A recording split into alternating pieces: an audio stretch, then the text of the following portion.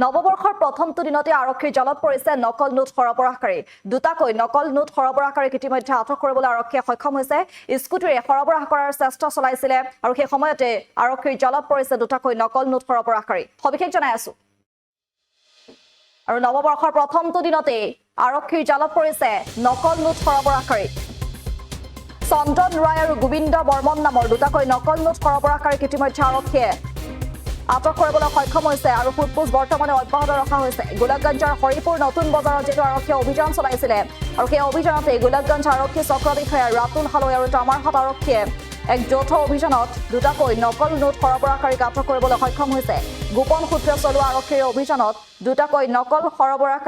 note সৰবৰাহকাৰী আৰক্ষীৰ জালত পৰিছে আটকাধীন দুজনৰ পৰা কেমিকেল লগোৱা বুজন পৰিমাণৰ নকল নোটৰ কাগজ আৰু কেমিকেলৰ বটল মোবাইল আৰু এটা সিৰিঞ্জ আটক কৰিবলৈ সক্ষম হৈছে আমি দৃশ্যাংশসমূহ দেখুৱাই গৈছো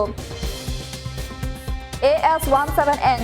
8721 নম্বৰৰ স্কুটিত আহিছিলে সৰবৰাহকাৰী দুটা সৰবৰাহকাৰীয়ে দুয়ো গোখাইগাঁও হাপকাটাৰ চন্দন ৰায় আৰু গোবিন্দ বৰ্মন বুলি আৰক্ষীৰ সূত্ৰে প্ৰকাশ কৰিছে আটক কৰাৰ পাছত আৰক্ষীয়ে অধিক তথ্য জনাৰ বাবে দুয়োকে তামাৰহাট থানালৈ লৈ গৈছে আৰু বৰ্তমানে সোধপোছ অব্যাহত ৰাখিছে এই নকল নোট সৰবৰাহকাৰীৰ চক্ৰটোত অন্য কোন জড়িত হৈ আছে সেয়াও এতিয়া বৰ্তমান যেটো ৰহস্যৰ আৱৰ্তত আছে আৰক্ষীয়ে সোধপোছ অব্যাহত ৰাখিছে আৰক্ষীৰ তদন্ত পোহৰলৈ আহিব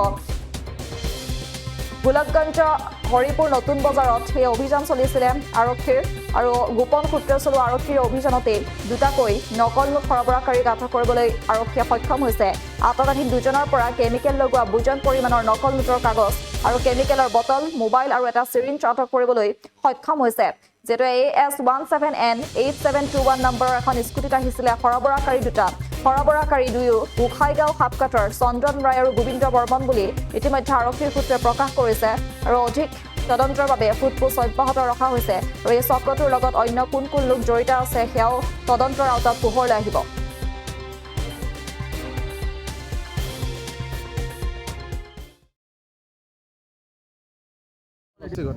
আজি সন্ধিয়া মানে দুজন ল'ৰা আহিলে ল'ৰা দুজন আহিছিল অহাৰ পিছত এজন ল'ৰা মোৰ দোকানৰ সন্মুখত ৰখি থৈ গ'ল আৰু এজন ল'ৰা বাইক লৈ গ'ল ৰাতি ক'তবা গ'ল সেইটো মই নাজানো ল'ৰা দুজন যে ক'ৰ পৰা যে আহিছে সেইটোও মই নাজানো তাৰপিছত ল'ৰাটো মোৰ দোকানৰ সন্মুখত 1 ঘণ্টামান হৈ গ'ল 1 ঘণ্টামান হৈ গ'ল তাক মই সোধা নাই ক'ৰ পৰা আহিছে ক'ৰ পৰা নাহে সেইবিলাক সোধা নাই তাৰপিছত 1 ঘণ্টাৰ পিছত আৰক্ষী দল আহিলে 4জন 5জন আহিলে তাৰপিছত মইতো মোবাইল টিপি আছোঁ মই মোবাইল ধান্দাতে আছিলোঁ তাৰপিছত আৰক্ষী দল আহি একদম পুৰা ঢাপঢুপ মাৰিলে তাৰপিছতহে মই গম পালোঁ মোৰ ইয়াত একো মানুহ নাছিল অকলে ময়ে আছিলোঁ তেওঁলোকৰ ল'ৰা দুটা তাৰপিছত কি ল'ৰা দুটাই এতিয়া পুলিচে মাৰি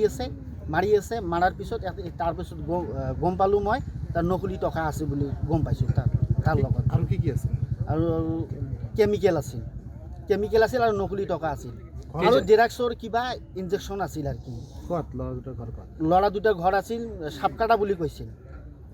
হ্যাঁ গোসাইগাঁও সাপকাটা বুলি এটা আছে নাম আছিল চন্দন আৰু এটা মানে কি নাম আছিল গোবিন্দ বৰ্মন আছিল দুজন ল'ৰা